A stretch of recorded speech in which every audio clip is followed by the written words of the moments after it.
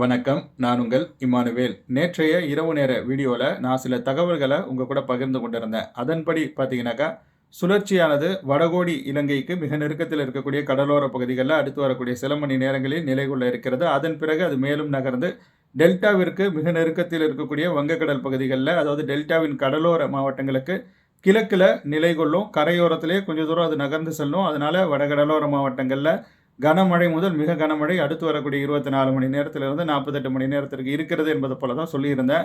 அதற்கான அந்த அச்சாணி தான் இப்பொழுது போடப்பட்டிருக்கிறது.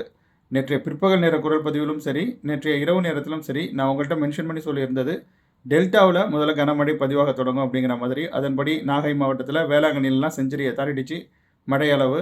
நாகப்பட்டினத்திலும் சில இடங்களில் 100 மில்லிமீட்டர் அளவு மழை பதிவாக இருப்பதாக நமக்கு வேறொரு இன்ஃபர்மேஷன் கிடச்சிருக்குது. சில தனியார் மழைமானிகள்லாம் அந்த அளவுக்கு மழை பதிவாக இருக்குது. ராமநாதபுரம் மாவட்டம் தங்கச்சி மடம் சுற்று வட்டார பகுதிகளில் 170 மில்லிமீட்டர் அளவு மழை அதிகபட்சமாக பதிவாக இருப்பதாக டேட்டாஸ் எல்லாம் கிடச்சிருக்குது.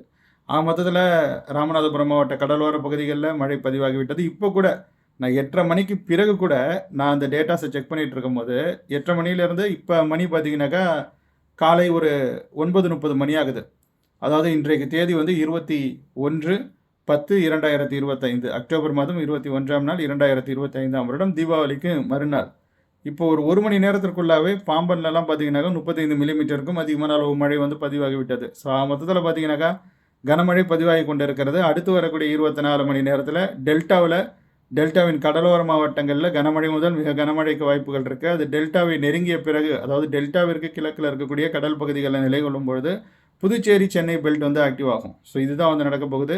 இது தொடர்பான விரிவான எழுத்துப்பூர்வமான தகவல்களை நமது முகநூல் பக்கத்தில் பகிர்ந்திருக்கேன். நம்ம போஸ்ட் பக்கத்தில் கூட நான் நமது யூடியூப்பில் பகிர்றேன். அவ்வளோதான். நெக்ஸ்ட் வீடியோவில் சந்திக்கலாம். வீடியோ லென்த் இது ரொம்ப ஜாஸ்தியாக போடக்கூடாது இல்லையா? ஷார்ட் வீடியோ இது. ஸோ இதோட நான் நிறைவு பண்ணிக்கிறேன். பிற்பகல் நேர வீடியோவில் நம்ம ரொம்ப டீட்டெயில்டாகவே அதனுடைய அந்த நகர்வுகளை அனலைஸ் பண்ணலாம். ஸோ இப்படி தான் ஸ்டெப் பை ஸ்டெப்பாக போகணும். அப்போ தான் அது அக்யூரேட்டாக இருக்கும். இப்போ நம்ம என்ன எதிர்பார்த்தோமோ அது நடந்திருக்குது. ஸோ நெக்ஸ்ட் நம்ம என்ன எதிர்பார்க்குறோமோ அது நடப்பதற்கான வாய்ப்பும் இருக்குது. மீட் பண்ணலாம் நெக்ஸ்ட் வீடியோவில். அதுவரை காத்திருங்க. நன்றி, வணக்கம்.